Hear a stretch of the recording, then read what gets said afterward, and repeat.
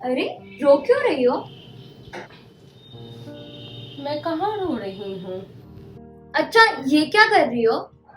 मैं तो स्टेपू खेल रही थी। स्टेपू? कैसे खेलते हैं इसे? तुम्हें स्टेपू नहीं पता? बचपन में कभी खेला नहीं क्या? खेला होगा पर याद नहीं है। कोई बात नहीं, मैं सिखा दूंगी। अच्छा, अपना नाम तो बताओ। लो, अब आप मेरा नाम भी भूल गए। मैं तुम हूँ।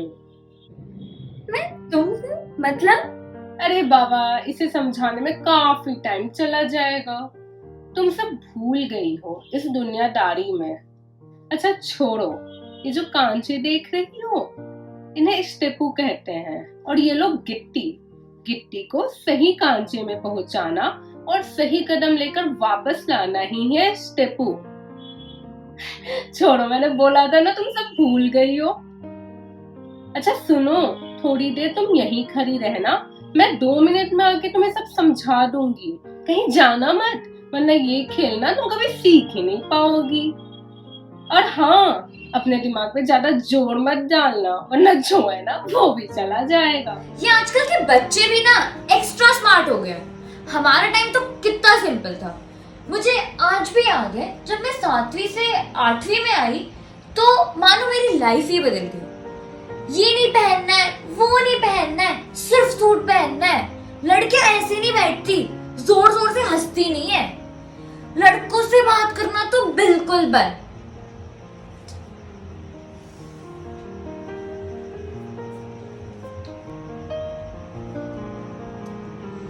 मैं वर्षा, मेरे बाबा आत्माराम।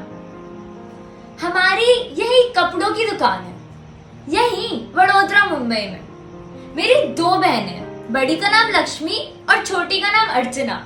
मेरी आई ना बहुत अच्छी सिंगर है, पर बाबा उन्हें गाने से रोकते तो नहीं है, मगर ऐसे अप्रिशिएट भी नहीं करते।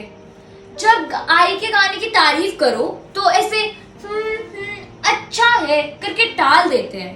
मतलब गाती हो तो कोई हर्ज नहीं है, मगर नहीं गाओगी तो अच्छा होगा। हमारी एक काकू भी है। काकू मतलब मेरे ताऊ जी की वाइफ। उन्होंने बाबा और आत्या को खूब संभाला। अरे आत्या मेरी बुआ जी।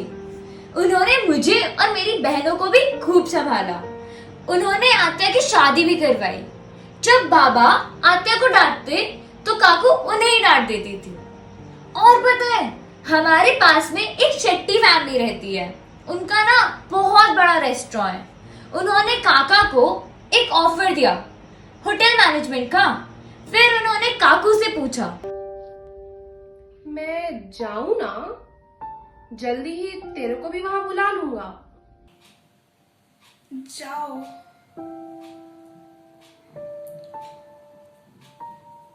पर लौट के जल्दी आना। फिर काकू की तो ना पता है रोज रोज नई साड़ियां पहनने लग गई और साड़ी में ना एकदम मुमताज लगती थी। पता है, काकू एक दिन खूब ऊन लेके आई और बोली, लक्ष्मी, मेरा स्वेटर बुन दे तो। मैं जाएगी ना विदेश। तेरे काका बुलाएंगे ना मुझे वहां। काका को 15 साल हो गए गए हुए, कब आएंगे वो?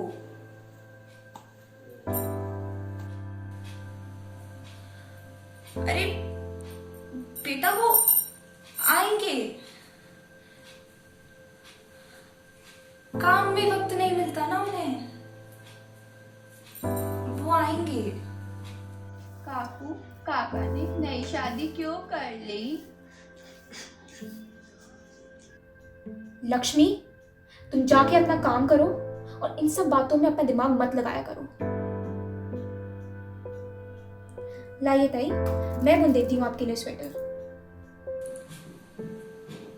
दादा इनसे मिलने गए हैं।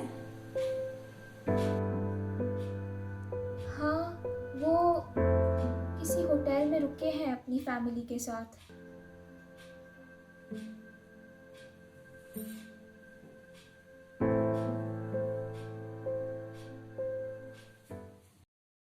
दादा, वहीनी आपसे मिलना चाहती है। नहीं, मैं उससे नहीं मिल सकता। मैं अपनी जिंदगी में अपनी नई वाइफ और बच्चों के साथ खुश हूँ। डैड, कौन मिलना चाहता है आपसे? Don't bother it about beta, just some typical housewives. पर आप उनसे क्यों नहीं मिलना चाहते? इन सब चीजों के बारे में मत सोचो, अपनी ट्रिप को एंजॉय करने पे फोकस करो। उन्होंने किसी को नहीं बुलाया, बस बाबा को बुलाया। और जब ये बात काकू को पता चली तो वो खूब रोई। रो रो के उन्होंने अपना बुरा हाल कर लिया। 5 मिनट दादा, बस 5 मिनट के लिए मुझे उनसे मिला दीजिए। मैं बस उनसे कुछ पूछना चाहती हूँ, केवल 5 मिनट के लिए। वहीनी, दादा आपसे बात नहीं करना चाहते तो मैं उसमें क्या करूं? आप मुझे बीच में मत घसीटो। हमारे घर की औरतों की तरफ हमारी कोई जिम्मेदारी बनती है कि नहीं? 15 साल कोई औरत भला कैसे अकेले गुजार सकती है? ऐसा कुछ नको रे बाबा, नको। ऐसा कुछ अगर हमारी किसी बेटी के साथ हो जाता तो तब भी आप यही करते? उस औरत ने हमें इतने दिन, इतने महीने। अब बकवास बंद होगी तेरी।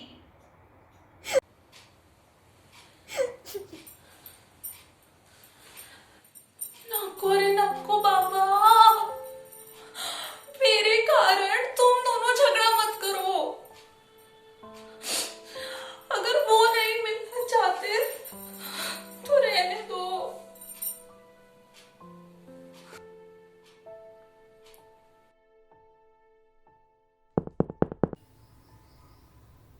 ताई, ओ ताई, बहुत रात हो गई है, अभी तुम जाके सो जाओ।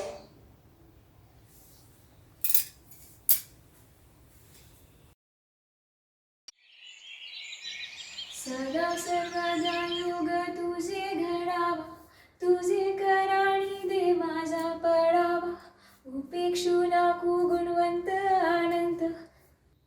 सदा सर्वदा योग तुझे घडावा। ताई, वर्षा, वर्षा, ताई, ताई, ताई, ताई, कुछ बोलो, कुछ बोलो।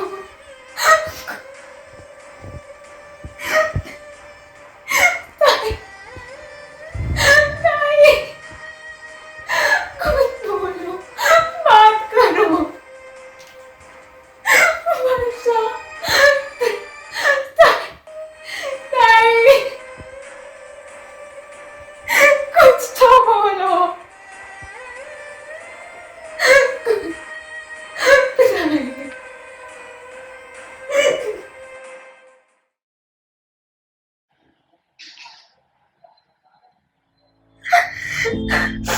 काकू ने अपने हाथ की नस काट के आत्महत्या कर ली।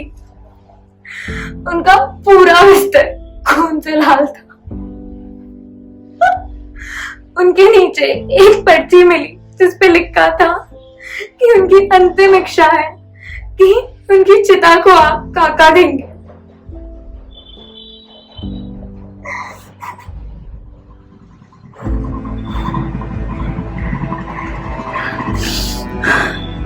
अरे आज भी उस दिन के बारे में सोचती हूँ ना तो मेरा खून खौल उठता है।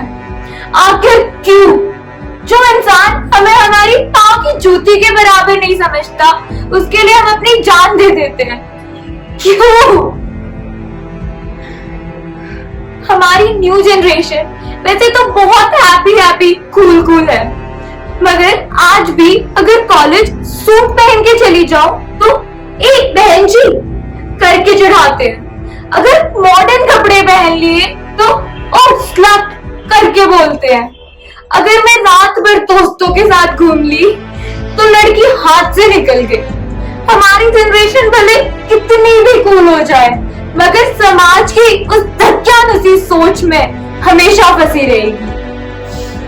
अगर मैं अपने मन से कुछ कर लिया तो मैं अपने माँ बाप की आइडियल बेटी नहीं। अगर मैंने शादी नहीं करी तो मैं समाज पे कलंक हूँ।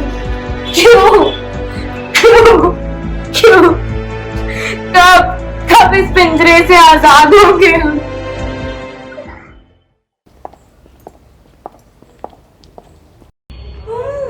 रो क्यों रही हो? मैं कहाँ रो रही हूँ? तुम स्टापू सीख रही हो?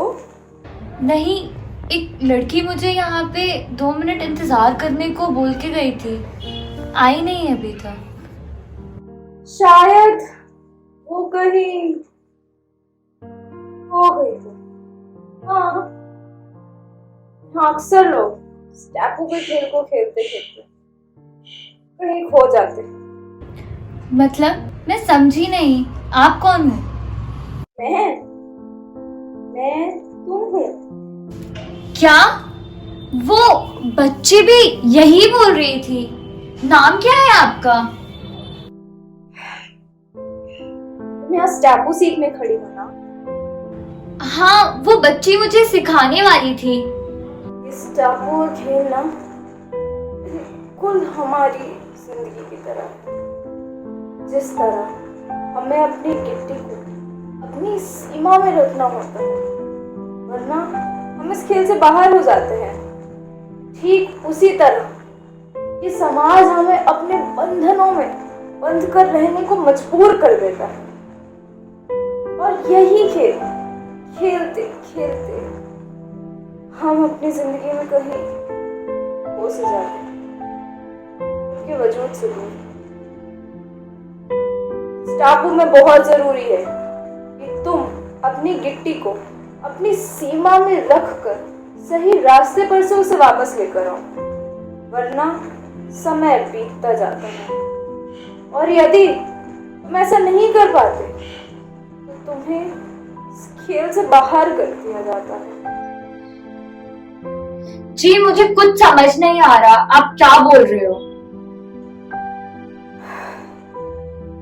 छोड़ो तुम नहीं समझोगे। वो बच्ची अब वापस नहीं आएगी, तुम जा सकती हो। पर हाँ, ध्यान रखना कि कहीं इस टापू के खेल को समझते समझते तुम भी कहीं खो मत जाना। जी, मैं चलती हूँ।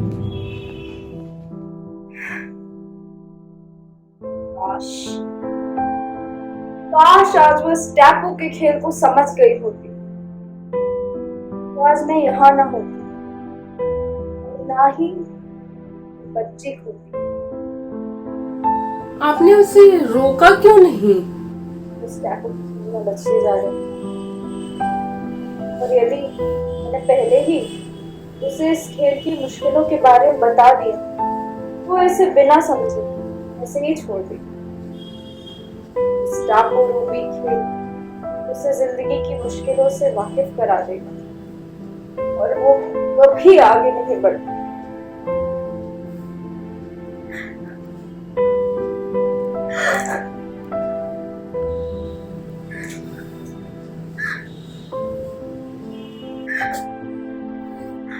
उस एक ही खुद ही समझना होगा।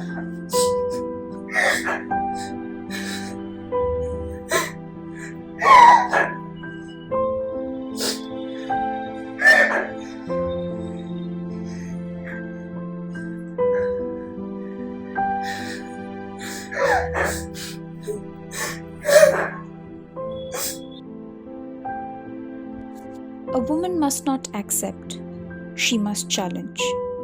She must not be awed by that which has been built up around her.